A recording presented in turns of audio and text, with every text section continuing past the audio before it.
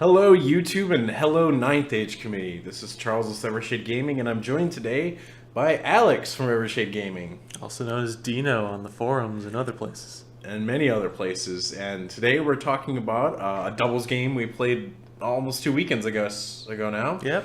In Canada, in Oshawa? That's right, Oshawa, a suburb of Toronto. Yes. So there was a doubles event that got formed. I think it was almost like a few months ago. They started. Yeah, it kind of came out of nowhere when I saw it, but it was really great because when I saw it, they said they already had 10 teams signed up, or cool. 6 teams, I think, but still, Which is great. Yeah, it's like when you're telling people off the bat, when you're even announcing your event, for the most part, you're telling them that you have all those people signed up already. It's a great attractor. It was.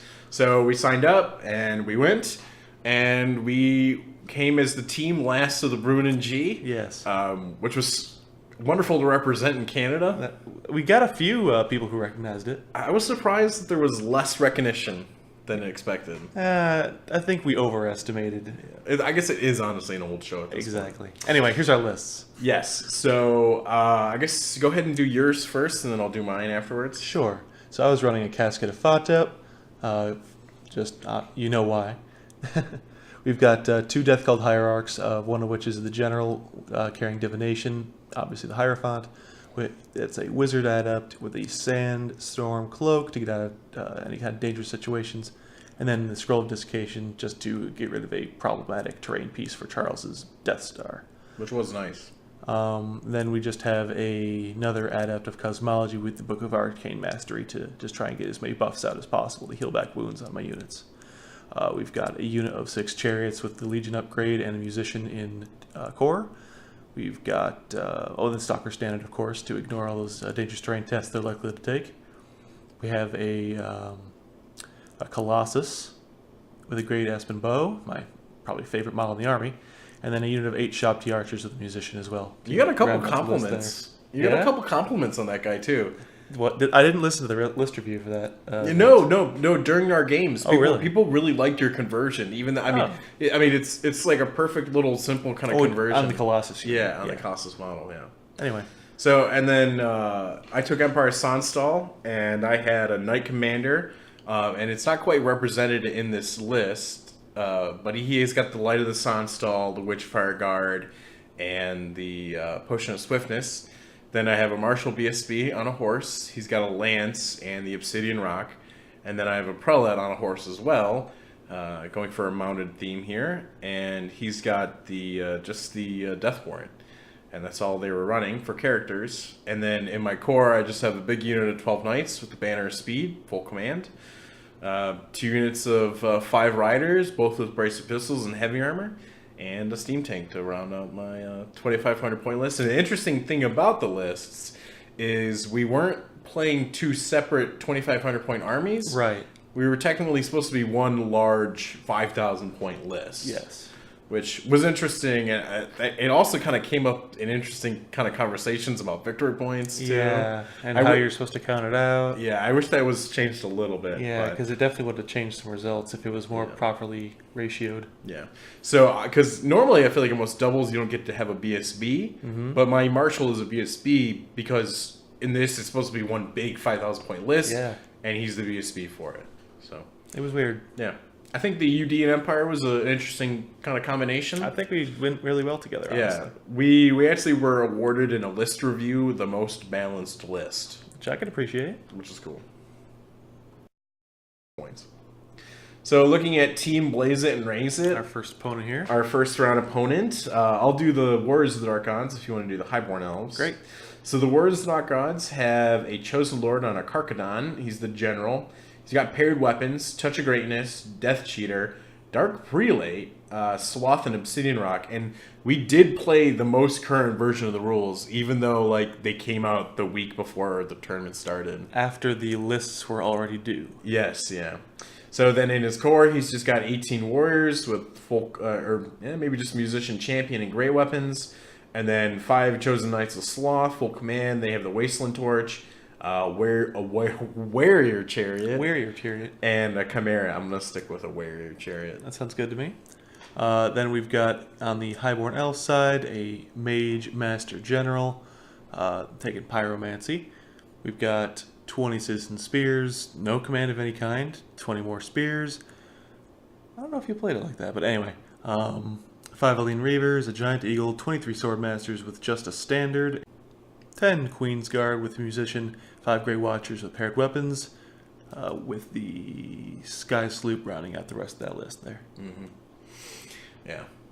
The only thing I didn't like about this list was the Sloth Knights. Yeah. I mean, it's a solid upgrade just for keeping them safe as they get across the board. I actually kind of thought like it was a little weird at first, but I'm like, that's great. Yeah, just protect you. Because you can still move 10 inches every turn and still keep your marks. Mm-hmm. So, yeah. Very solid list from Blaze It and Raze It. We rolled up to kind of a map pack because... Yeah, the terrain wasn't set up when we got there. And it was kind of just like, roll something up. Yeah. So we actually rolled up this because Frontline Clash was our first deployment. So... Yep.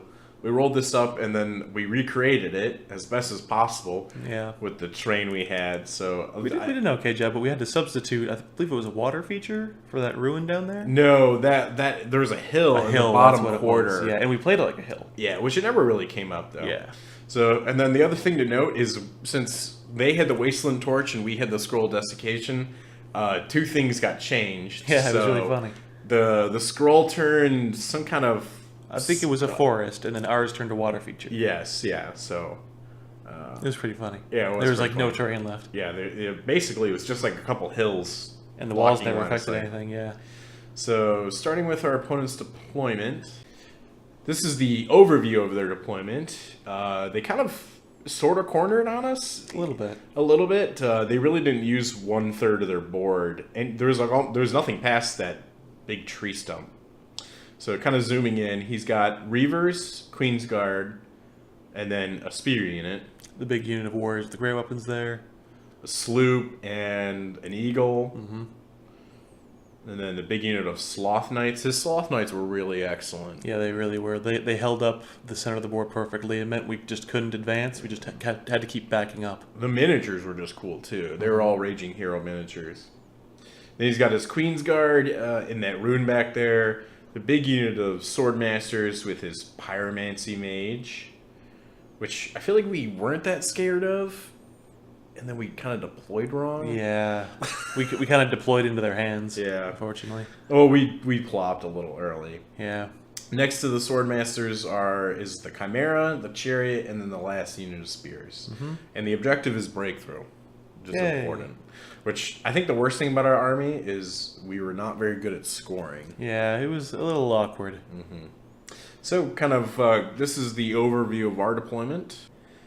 So we ended up dropping. I think we played off a little bit. Yeah. But then we decided like we knew what we wanted to do. We went for turn 1 because we had shooting. Mm-hmm. So I had my riders on our far left flank. And then you got your Colossus. Yeah, I got my chariots there, my Shabti with one of the wizards behind them, and then another one hiding behind that piece of terrain. And you can't really see it really well, but his casket is peeking out behind that impassable terrain. Yep. And then I've got my big block of knights here with all my characters in it, and my steam tank, and another unit of riders. And we definitely dropped. You can tell we dropped before them because the steam tank's out nowhere. Mm-hmm. It's taken forever even just to get to it. Yeah, that was part of how they didn't deploy for that whole quarter of the ward, which just to avoid the steam tank. Which they didn't really have a great answer to it. They had nothing in their army was a solid answer. And that's why their deployment was so really well done. Mm-hmm. Yeah, they rocked us on deployment for sure. So this is just kind of a nice overview of both sides. After vanguards, they just didn't have any vanguards. We just had the 2 rider units. Yep. And yeah, we didn't even have to roll off for turn 1. We just received it. So turn 1, the first thing that happens, the first roll of the game, is the steam tank turns and tries to get into the battle. Yeah, and doesn't roll particularly well, but here we go. So yeah, turn 1. There also really isn't that much movement. I moved my knights up, and they actually kind of garrison that wall, which is nice. And they have some threat ranges on that side, like. The Chariot's not very far away. The Chimera's not very far away. Yeah, and all of our shooting is already in range for the most part. No, especially your shooting is Yeah. like we were able to deploy with some things in mind for you to shoot turn one. Mm-hmm. We had our magic phase here, pulling that 8 card. Looking at 7 and 7, ended up saving 1 token. I believe probably cashing in for 3 dice. We ended up getting a blessing off? Well, he just had a lot of dice. I guess I must have, huh? Yeah. And Altered sight off. looks like altered sight for some Yeah. rerolls to hit. That'll be pretty good, right? I think we put the blessing off because I think I was a little bit worried about getting charged. Right. The steam tank shoots turn 1 and it misfires and it can't shoot the rest of the game. This will be a trend. Spoiler. Yeah, I think I was shooting at just at the Chimera because we were thinking if we can get rid of that, that could put a lot less pressure on us. Yeah, he'd start to have to hide it maybe and probably not charge just for the chance that he loses it. Yeah. And then this was the other shooting. The Shabti shoot at the sloop. And take 3 wounds off. It stays with its 1 wound, and we'll try to get that one off later. Yeah. I shoot at the Queen's Guard with my riders, and I do like 5 wounds. They panic, but they only run like 3 inches or something like that. Very well trained. So, like, they just stick on the board too. Mm-hmm. And I also shoot over here with the riders, and I kill 1 elf spear. This will matter. So going into Blaze It and Raze It, turn 1. So, man, the Chimera just launches forward. He was extremely confident with that guy. I mean, well, it can march. It was good. It can march 20, Right. So I don't think it was a bad play on his part. Because it really just started to threaten your wizards, who are just kind of on their own. Kind of vulnerable at this point. And the casket. And then the sloth moved pretty far forward. They moved their 10. Everything up kind of creeps up appropriately. They get Flux card 2, which gives them like probably 6 dice, I want to say. I think most of the time if they had a chance to cash in, they cashed everything in. Yeah. Yeah, this is the work of the pyromancy stuff right here. It was just kind of putting wounds on stuff. Yeah, just kind of spreading them out, trying to get any wounds through they possibly can. And my saves were not helping me out. I mean, they're not especially likely against even pyromancy with a 6-up, 5-up, but I would hope to make at least some of them sometime. Yeah. And then this was a big disappointment too, because he was able to turn his sloop and fire at my riders. And I think he just did 2 wounds, which is just what he needs for the panic test, and I couldn't pass it. So, I felt like it was a bad trade-off all around. We're like, I mean, it isn't very unlikely for the sloop to do 2 wounds to you, Yes, but I would hope you'd maybe make your leadership test. or maybe get the Queen's Guard points or something like that. You know, one or the other. Something. Anyway. So on Last of the Brunnen G turn 2, I didn't really want to charge my knights at the Chimera. I was afraid I was going to be too far forward for those sword masters. Exactly. It'd be very easily countercharged. So the BSB just goes out on his own. Yeah, he was on a quest. Really interesting idea. I don't know if I thought it was like, well, I guess the problem was he can still go out and give the unit orders. Exactly. So he was the logical character to go out and be like, eat my lance. Exactly, and you couldn't make the prelate do it because he doesn't really have enough attacks. No, not really. Prelate's not going to might not even win combat. The BSB has the banner. And the general needs to stay to make the unit worthwhile. Yeah. So it was really interesting choice. Yeah. Steam Tank flew forward too. It went like 12 inches. Yeah, it was great. It finally got into the game. So kind of. Yeah, this is what we're looking at. You were able to back up. Just enough. My chariots are right on the board edge. Good thing they can't flee. So you get altered sight off again? Yeah, so I'll get those rolls to hit, and maybe I'll hit something. I feel like the cosmology guy with the Book of Arcane Power is the only guy getting spells off. And he was barely getting them off. It's right. My dice were just not helping me at all. I finally got Fatep's Curse off. I didn't kill anything. Yeah. That's also a theme for Fatep's Curse, sadly. Yeah, I'd had some bad luck with it this weekend. In the combat with the Chimera, It goes well. It goes well. I think I did 2 wounds to it. It does 2 wounds back to me because I had I got 3 up armor save, but let me just throw a couple ones for my armor. It's fine.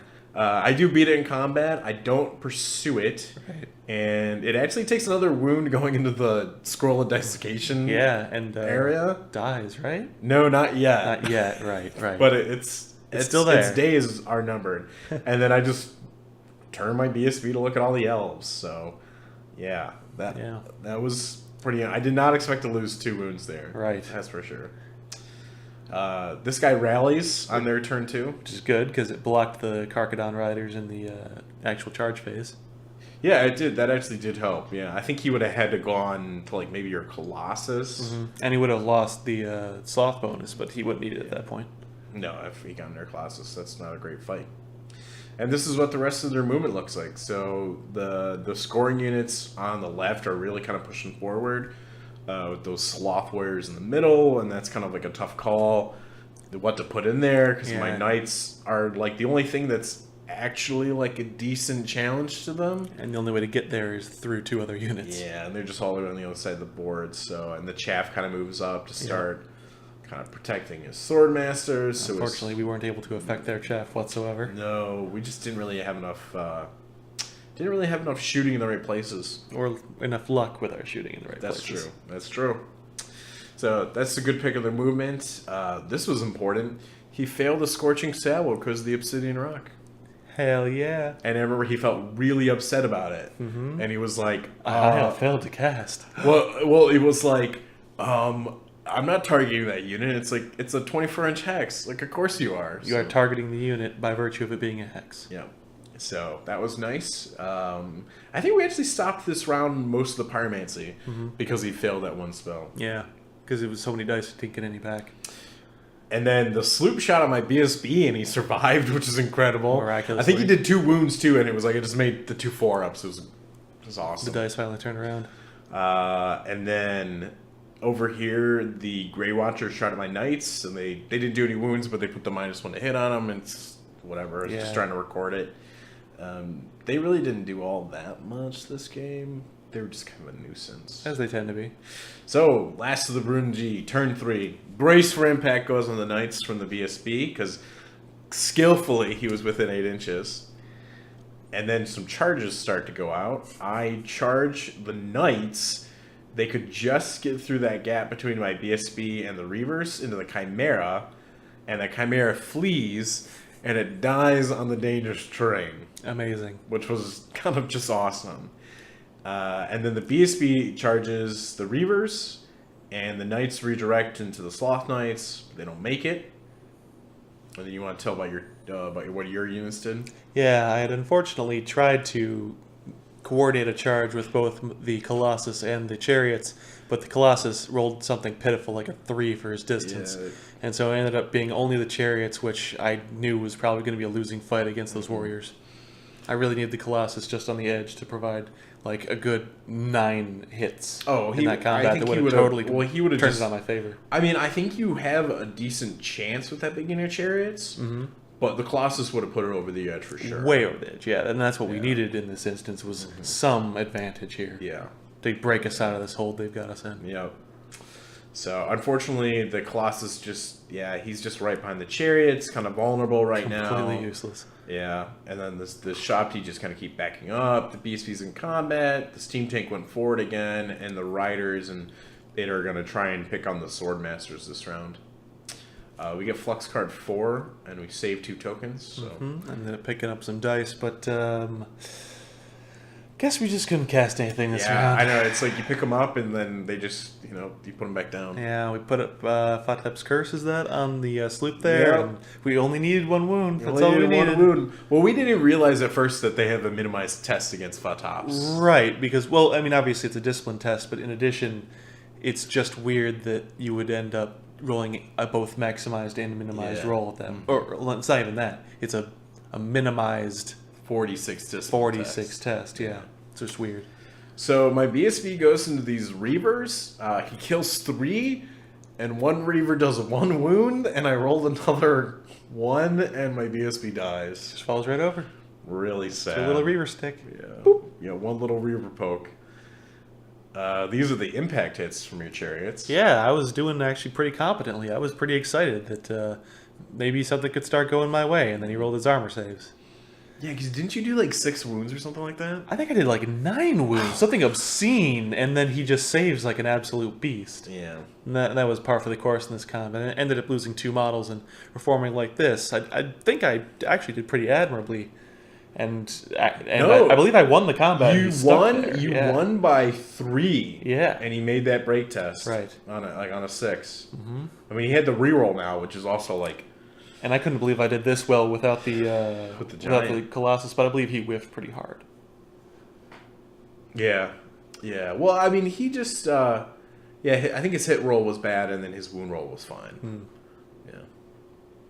So, Blaze It and Raze It turn 3. I guess the only other important thing we did on our turn 2 is we killed a bunch of Swordmasters. Yep. Between the Shabti, the Chariot, or the Steam Tank, Breath Weapon, and then the Riders. Yeah. And then they fled from the Chariot, and they actually ended up just getting away. Mm-hmm. The Spears charge into the flank of the Chariots. Of course. And then the Sloth Knights charge into the Colossus. Of course. And I believe the Sloth Knights are within 10 too, so it was great. very choice for them. And this is what's kind of looking like in the middle after movement and everything. The Chariot just failed charges because there's no way he can make contact with those riders. And yeah, it's just a lot of chaff in the way of those knights still. Pretty unfortunate. Mm-hmm. So really, like, I thought it was going to be awesome that the BSB was going to clear it all out. And Didn't really happen. Just not meant to be, apparently. And then this is how everything's looking like on, kind of like basically the Undying Dynasty side. Yeah, and you get to watch the rest of the army disappear this round. Yeah, sad. But, death is only the beginning. It's true. And yeah, this is the rest of the movement. The Sloop moves up. The Wizard joined the Grey Watchers, and I don't know, he's just moving his elves around. Yeah, he felt vulnerable, I guess. Yeah, and then he moved up his Reavers to block the Knights, which was unfortunate. Yeah, nothing we could do. But yeah, it was really, I mean, just too much chaff, fortunately.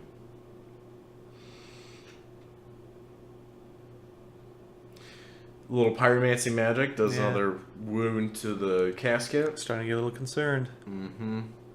And also the pyromancy magic does end the casket. Womp womp. Yeah. Which, honestly, there's only so much you can do against all that strength 4 magic missiles. Yeah, and he was targeting it with the blazes pretty Yeah. consistently. Well, he only took magic missiles, too. I don't even think he took +1 to wound. Mm-hmm. Like, he's just, like, all magic missiles. Doesn't need it. The Grey Watchers shoot at the Riders, and they don't do any wounds past my saves, but they do put the -1 to hit on them. Mm-hmm. Which was, again, like, whatever. Yeah, big surprise here. Amazingly, actually, I did, I believe, stick around with 1 model left after combat in the chariots. Yes, he Well, no, Or was that before Crumble? That might have been before the. The crumble. Yeah, that was before the Crumble. Okay, yeah, Yes. there we go. Much better, much more appropriate. The real sad thing was, like, the chariots were gonna die. Yeah. But the sad thing was the Colossus almost had a chance. Yeah, because he whiffed super He hardcore. whiffed with his Lord, and then the Colossus whiffed too, I feel like. Nothing you can do. On last of the Brunnen G, turn 4, the Shabti charged the Sloth Knights. We're kind of That's all we got left. just going for It's it a at this last-ditch point. effort. My riders continued fleeing, which was really unfortunate, because if they could have rallied there, they could have shot the sloop, they could have done so much, and instead they just kept on fleeing, unfortunately. Yep. Steam Tank went into the Eagle, and my Knight Commander charged out of his unit to go into the Warrior Chariot. Just hoping to pick up anything. You're really just trying to get points at this point. And honestly, looking back on it, I'm like, playing stupid? Maybe. Like, I don't know. Well, we'll see how this all works out later. Can't account for dice. But yeah, it didn't really seem very wise later on. Yeah. Hindsight's 2020. We got the 3 card. This magic phase ended up with a big 8 dice, I believe that was.